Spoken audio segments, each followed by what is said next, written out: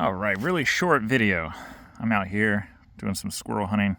Sorry for the quality of volume and audio, but anyhow, here I have my 1910s, 1920s aluminum binoculars. Now these things would have been premium items back then. Now in the 1910s, 1920s, aluminum became a lot more affordable than what it was in the 1800s because of the production. But nonetheless, these would have still been pretty pretty expensive items, because even during World War I, most binoculars were made out of brass.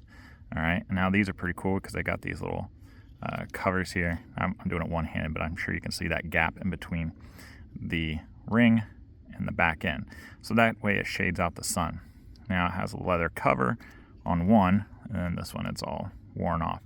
And these are made in Paris. Now, whenever you get a pair of vintage or antique binoculars, you're probably wondering, well, how strong are these? Now, there's a little bit of guesswork with it, unless you have the technology to be able to tell.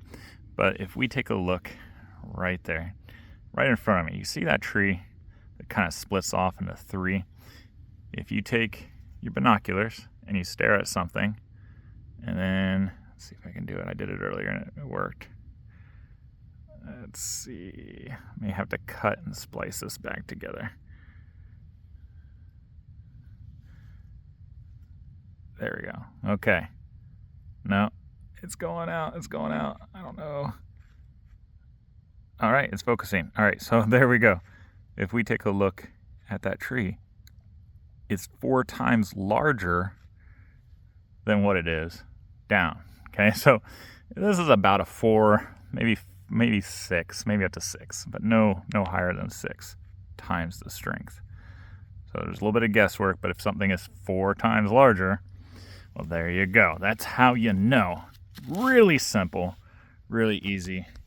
Let's see if I can bring this down. I hope I'm in frame. You never know whenever you do the flippity flop. But I hope this helps you, and I hope you get out in the woods, enjoy yourself like I'm doing. I put a comment on a couple of my Facebook groups, and I put it on my Instagram. I'm also going to put it on my Camp Crafters Guild, which, if you're not a member, you're totally missing out. Okay? But I put a comment on there. I'm talking because I don't expect to get anything. But when I go hunting, it's an excuse to get out in the woods. It's an engaging way to get out into the woods, really, because you have a goal, right? But I'm not super competitive unless it's with myself. So if I go fishing, if I don't get a fish, I'm perfectly fine with it. If I go hunting and I don't get an animal that I'm hunting, I'm perfectly okay with it. I'm a pretty simple man.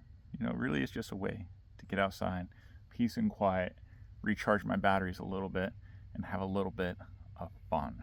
And that's what I'm doing. I get to sit in silence, put thoughts in my head, work through things, heal emotionally, mentally, talk to God, my God, our God, however you want to look at it.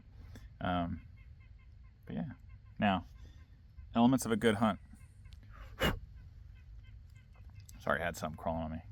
Got to have coffee. I take my pipe with me. I got my binoculars. Of course, I got my gun, and maybe a snack. And I'm good to go. I'm sitting out here just chilling. And if you're not a hunter, I hope you guys get outside and have a little bit of time to heal and recover and do whatever you do.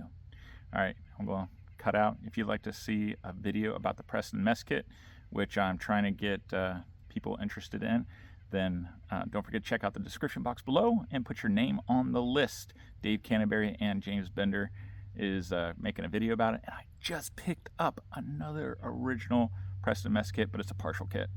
I'm going to pick that up today. But if you'd like to see a video of what the Preston Mess Kit is, then check it out over here. Hope I'm not covering up my face. And if you want to see my video about hunting videos, then check out this one over here on this side.